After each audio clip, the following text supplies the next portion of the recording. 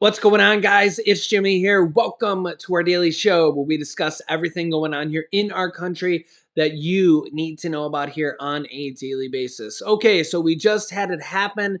A major announcement here we'll go over here in this video that's going to affect millions of people here across the United States as and we'll go over what this means. I'll let you hear directly from the Fed.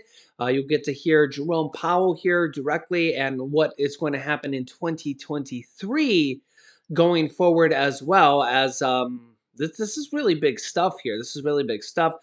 This will affect your credit card interest rates, mortgage interest rates, home interest rates, car loan interest rates, and the economy as a whole. It actually affects jobs as well. And this is really, really big stuff. And this will actually affect, what Congress does as well, how they, pass bills and what the effects on the economy are. So I'll show you what happened here, and then we'll talk about what this means, and then I'll give you some excerpts of Jerome Powell's long speech here on the state of the economy as well. Also, we're giving away thousands of dollars here. We have been for a while, and I'll have a trivia question for you guys in this video. If you can guess the answer to it, you could win money directly from us. So stay tuned for that. There'll be one in this video. We're going to try to do one every single day up until Christmas. So stay tuned for that. Make sure you're subscribed to our YouTube channel. Just click the subscribe button down below. It's completely free to do so. And click the bell icon after you subscribe so you get notifications when we go live, which is every day at 10 a.m., 3 p.m., and 8 p.m. Eastern Standard Time. And also, thanks so much for liking and sharing these videos. All right, here we go. First, here's a summary of what the Fed announced today. Take a listen. Reserve raising interest rates by 50 basis points to a new range of 4.25% to 4.5% as expected.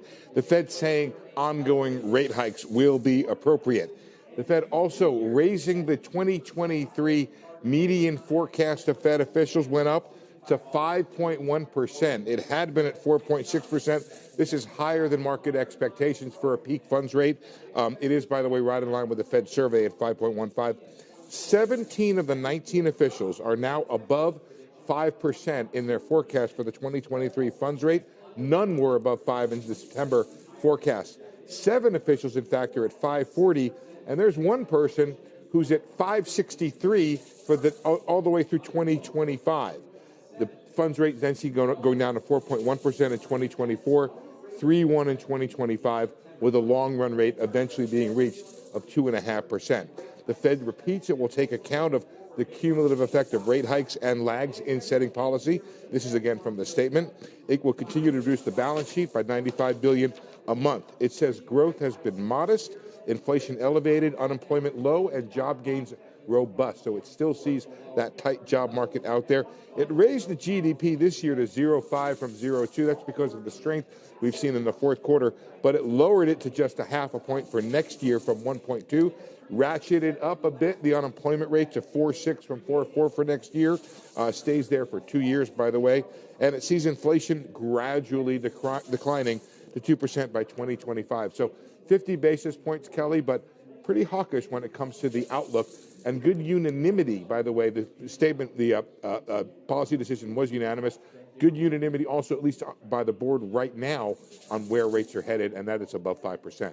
Hawkish, Steve, is the conclusion from markets where we've seen stocks lose all of their gains, in some cases turn negative, and the 10-year yield up about 3.5 basis points. Again, this is the first reaction. It's going to be a long afternoon. We have maybe 2 hours until we're done hearing from Powell. That said, what's the most hawkish thing about this to you? Is it those rate hike projections, the dots as we call them, especially into next year in 2024? So there's a discussion that I think we can have, Kelly, maybe in one of your regular terrific 1 o'clock shows, not the special, about whether the Fed is now using the dots as more of a policy tool. And I think the Fed's sending a message here that while the market has taken all of this very dovishly, loosened up financial conditions, that part of this is a message, hey, we're going above 5%.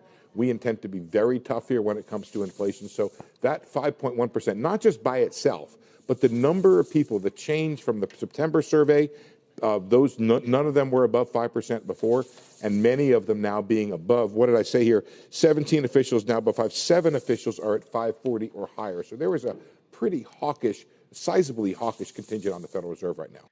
Well, yeah, this, of course, sent the stock market plunging lower almost immediately as the Fed is going to keep raising rates for lower.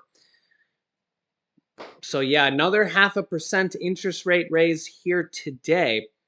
This will essentially raise interest rates on pretty much everything: credit cards, home mortgages, car loans, personal loans, anything with a loan, basically, that you're not already locked into that doesn't have a variable rate. If you have a variable rate on a mortgage, whenever that comes up to relock, that will relock as well. They did say that they're going to see here. Well, actually, I'll show you what he says here in a second. But you can see here, Fed raises interest rates 0.5 point to the highest level in 15 years. My, what a year. Remember, at the beginning of the year, we basically had federal interest rates at 0%. Yeah, wow, interest rates have just blown up. Mortgage rates have more than doubled this year.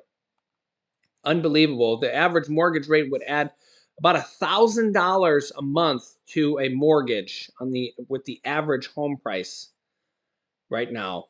The Fed projects raising rates as high as 5.1% before ending inflation battle. Remember that basically at the end of at the beginning of the year, the federal interest rate for Fed bank to bank rates was 0.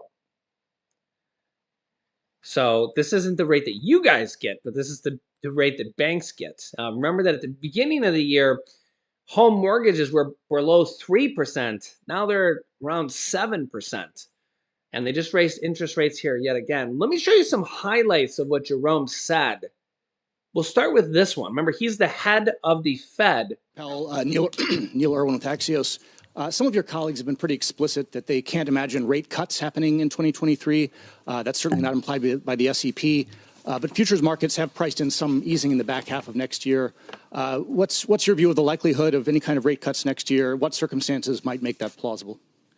You know, our focus right now is really on moving our policy stance to one that is restrictive enough to assure a return of inflation to our 2% goal over time. It's not on rate cuts.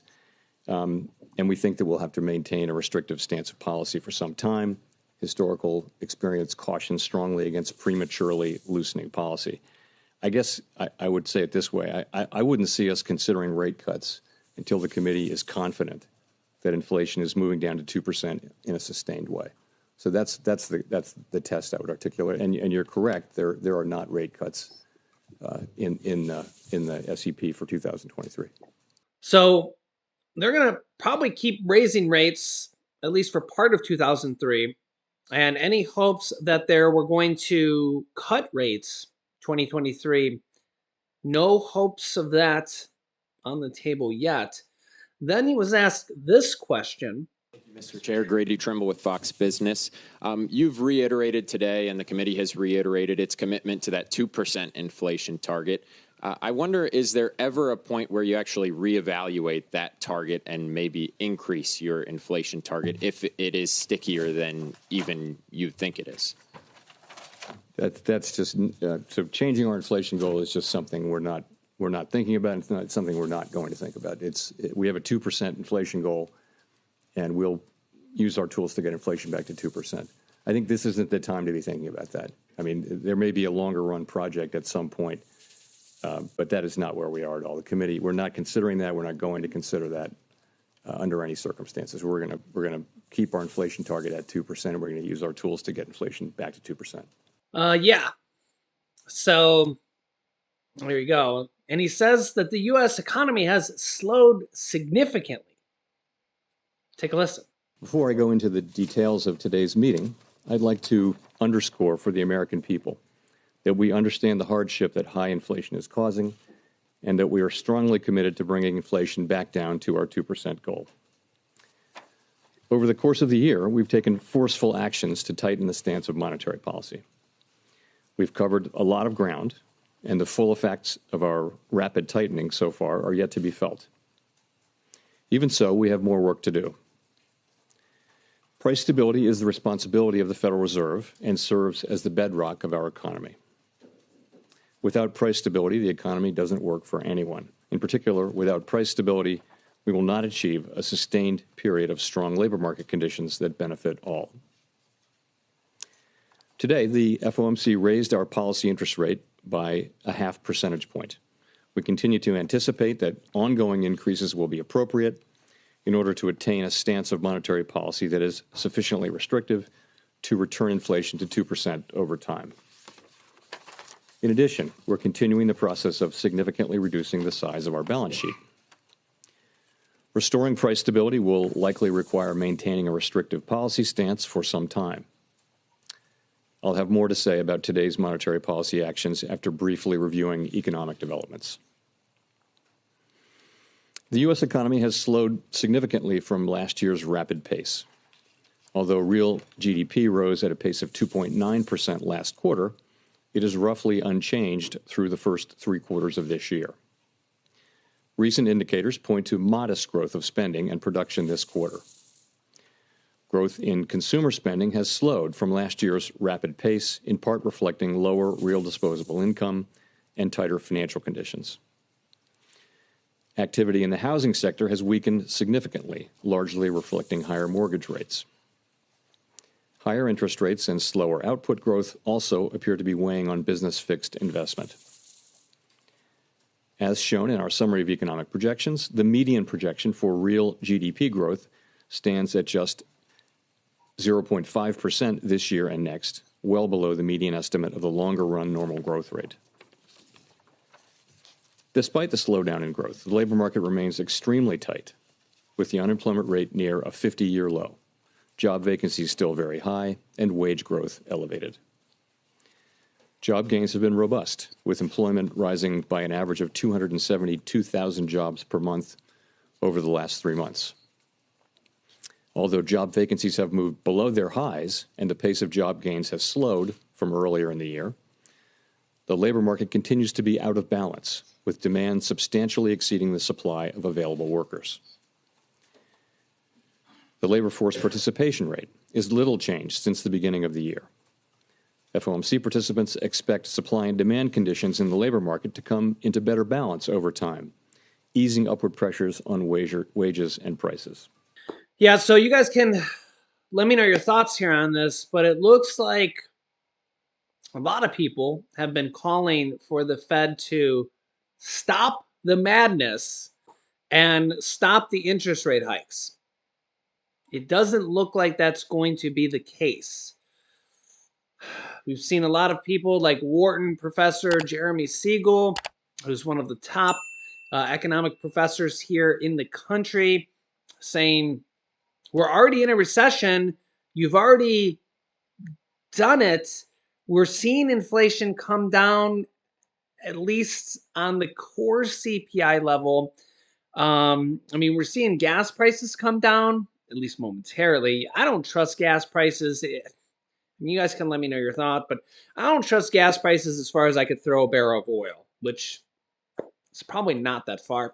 I don't even know how much a barrel of oil weighs, but I assume it's pretty heavy. But I just don't trust gas prices. I mean, they're low now, but how long do you think they're going to stay low? I just remember that they were below $1 when I was in high school, and now, they're in the $2 range for some states. Some states in the $3s. If you're in California, well, God bless you. But I just don't think that gas prices are going to stay low for long. I just think the oil and gas companies are just trying to wring every dollar out of us that we can. This is also the reason why electricity rates are going up, because natural gas is one of the largest sources of electricity, which is, natural gas. It comes out of the ground. It's very expensive. It's up 40% this year. So that's one of the large reasons why electricity is up. Okay. But nonetheless, that's why we're seeing inflation come down a little bit. One of the reasons, gas is down a little bit, oil's down a little bit. It's in this near $70 a barrel. Um, and this also contributes to food and stuff like that, because as we see gas come down a little bit, food might come down a little bit. But we also seen a recent report here by Congresswoman Katie Porter, who showed that corporate profits are at all-time highs, pretty much all across the board. This is based on what the corporate earnings are, what corporations are reporting with their corporate profits, and their stock profits, profit margin wise. So corporations have found a way to increase their profit margin simply by charging more during this time. So they say, oh, and inflation's really high. We got to charge more because of our costs. But in reality, a lot of companies, not all companies, I mean, you'd have to pick and choose what company you're talking about, but a lot of companies have just basically increased their price more than their actual cost just to increase their bottom line, to increase their profits. So, yeah, I remember showing that video here a day or two ago. Maybe I'll show it again here in the future. I don't have it right here on me at this particular moment. But yeah, it was something like around 50% of inflation right now is because of corporate profits, or corporate greed, you might call it. They've found a way to kind of say, oh, well, oh, it's inflation, but in reality, they've increased their corporate profit margins right now. Yeah, but we have seen inflation come down a little bit, and we're seeing it a lot in areas like home pricing and car pricing. But the problem is that honestly, that's misleading. Let's be honest, it's misleading, because if you go to buy a car now, or lease a car, or a used car, it's not really cheaper. It's not really cheaper because you have to pay interest on it. Unless you're buying the car in cash, which not many people do, you're going to pay actually a lot more in interest. So is that cheaper? No, not really. I mean, you'd have to do the math, but probably not. And the other problem is homes. Yeah, home prices are coming down, like the actual price on the home. So that's like what they're gauging there. But the problem is you're going to pay $1,000 more in interest on average.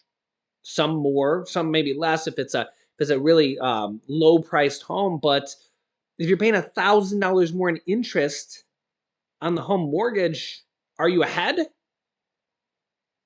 The answer is probably no for most people, unless the mortgage, or unless the home price itself dropped dramatically. And we're seeing some home prices drop in some areas, but not enough. Not enough. I mean, they're dropping a little bit, but I mean, remember right before the interest rates went through the roof, and trust me, it's not Santa on the roof. It's not. It's the home prices were through the roof in a bad way. They were going for over asking price, and multiple bidders, and it was just insane.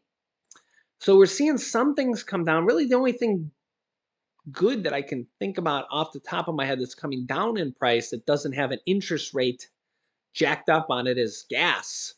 So it's good to see gas in the $2 range. There's a whole bunch of states in the $2 range. I've seen some people in the comment section saying gas around $2.50 or so. So that's good. Hopefully it stays. So let me know your thoughts here. Next up, let's get to our trivia question here. So we're going to try to do daily trivia questions where we're giving money away. If you can guess the answer to this trivia question correctly, you'll be entered into the pool of people who have guessed correctly. And from there, if you're correct, we'll have some randomly picked winners from a program that randomly picks the winners to pick the winners. Hope that makes sense. I know I've kind of jumbled that one up a little bit. But these videos are just kind of, I don't script them or anything. They're just bam, some people script videos, and it's just like, I'm just real with you guys here. So, that's just how it is.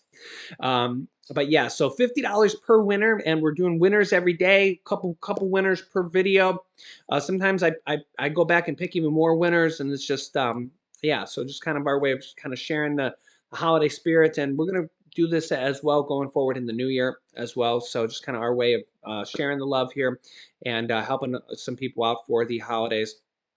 You'll know you win because I will heart your comment and tell you you're a winner. Because sometimes I heart people's comment just to say, hey, thanks, thanks for the comment, something like that. I don't get the chance to read through all the comments all the time because I get thousands of comments a day.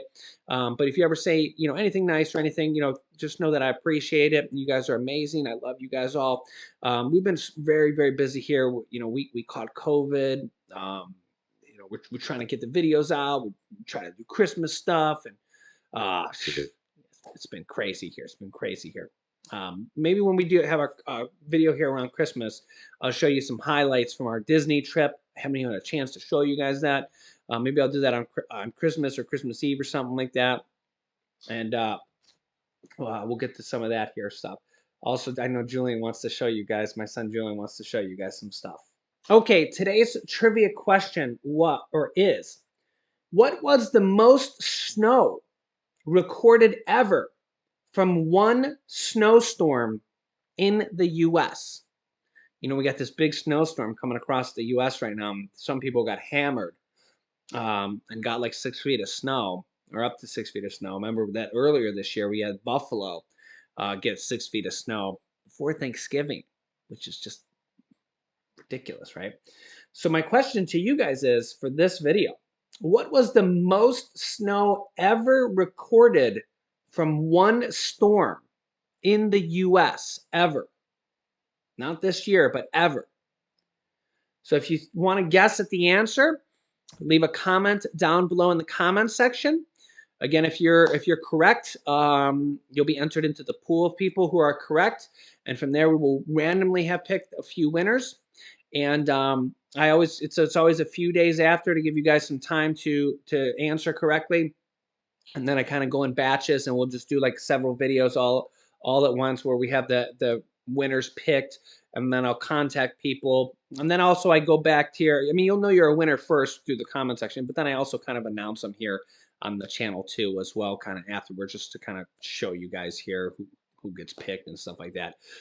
Also, if you're ever wondering if you're picked as a winner and you don't know how the comment section, if you get replied, on YouTube, you should have a little bell icon on your YouTube app. You should have a little bell up there on your YouTube app, and it'll have like a little red notification thing. And that's where you can see like somebody responded to your comments, or you have notifications up there or something like that. So yeah, there's where you could see like, hey, somebody from this channel responded to your comment, or it's Jimmy hearted your comment, or something along those lines. So I always get some questions like that in case you didn't know that.